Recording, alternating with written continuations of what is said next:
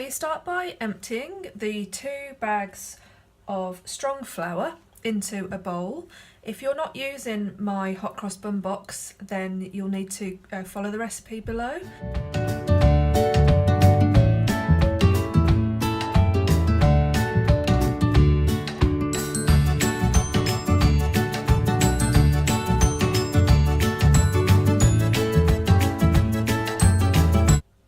Then you add to the bowl your eggs. I've cracked these into a separate bowl just in case there was any shell or the eggs were not quite right.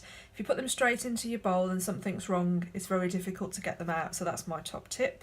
So pour those in. Then pour in the softened butter and the slightly warmed milk. You also want to pour in there about half of the cold water.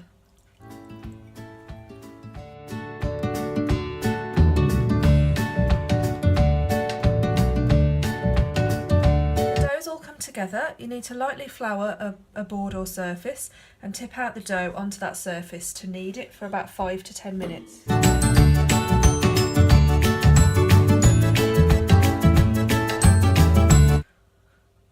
Okay, so once the dough has been kneaded for 5 to 10 minutes, you need to lightly oil a bowl and put the dough in it, cover it with a tea towel and leave it to rise for about an hour. After an hour or so, you can leave it up to 2. Get your dough that should have almost doubled in size and tip it out onto a floured board. What you want to do now is add the cinnamon and the fruit, the mixed fruit, into the dough.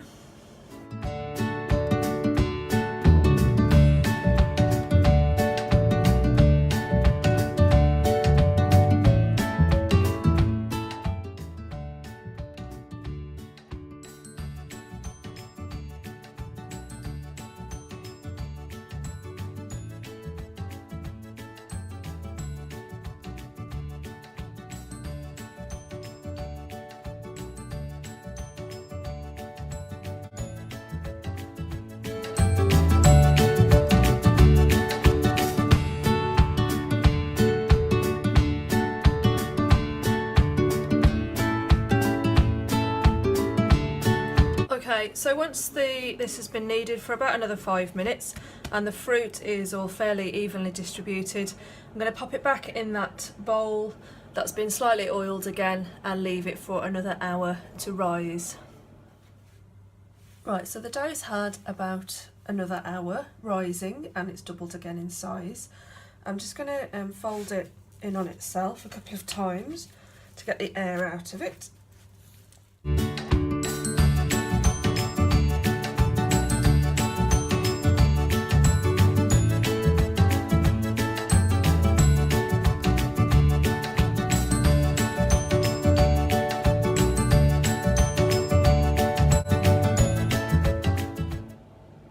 Just before your buns are ready to go in the oven, you want to make the paste, which will make the cross on top, which makes them hot cross buns.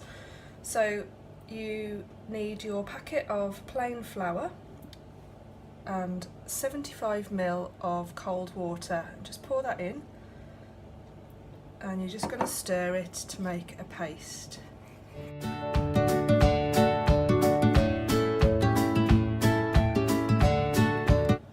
Once the paste is ready, prepare your piping bag just by cutting a small piece off the end and inserting the nozzle. Fold over the top and hold it under your hand. So just use a small spoon, pick up some of the mixture and drop it into the bag. You can use your thumb or finger then to scrape it off the spoon on the inside. If you can't hold it very well, you can put it over a glass or a jug to help you control it.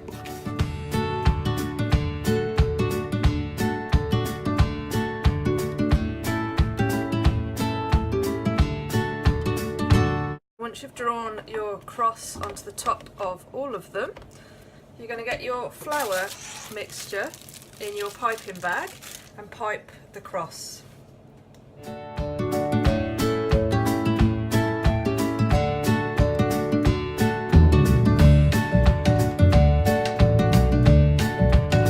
So once you've done all your crosses, put your hot cross buns into your oven and bake them for around 20 minutes. If you're a child, make sure you have a parent with you because ovens are hot.